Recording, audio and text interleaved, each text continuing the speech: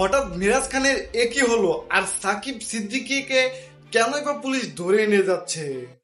Hello guys, কেমন আছেন সবাই? আশা করি সবাই ভালো আছেন। তো গাইস, আমি গত কয়েকদিন ধরে দেখতেছি যে হঠাৎ মিরাজ খানের একই হলো বা মিরাজকে কে মারলো এবং সাকিব সিদ্দিকীকে পুলিশ ধরে নিয়ে যাচ্ছে। মানে তারা এমন ভাবে ভিডিও মেক করতেছে মিমের জন্য সাকিব সিদ্দিকী এবং মিরাজ খানের মধ্যে গ্যাঞ্জাম হয়েছে এবং সাকিব সিদ্দিকী মিরাজকে এইভাবে মারছে, এরকম ভিডিও বানাইতেছে।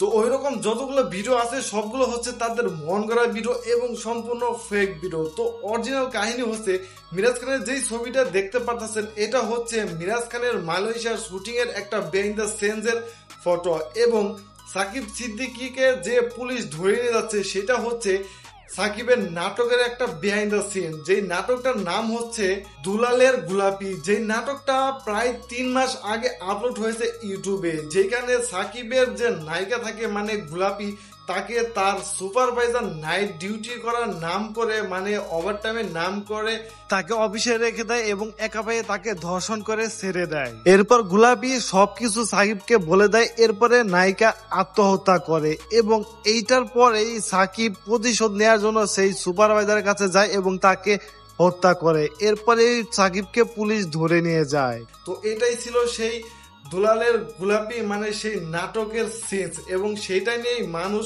ফেক ভিডিও বানিয়ে ফেলতেছে। মানে মিরাজকে মারলো সাকিব সিদ্দিকী এমনটাই বানিয়েছে। তো এই বিষয়ে আপনাদের কি মতামত অবশ্যই কমেন্ট করে জানিয়ে দিবে।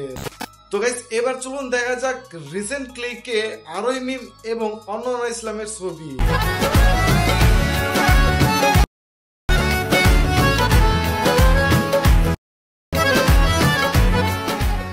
তো রিসেন্ট ক্লিকের ক্লিক করা ছবিতে কে সেরা এবং কাকে বেশি সুন্দর লাগতেছে অবশ্যই ভিডিওটিতে লাইক দাও, কমেন্ট করে আপনার মতামত জানিয়ে দিবে।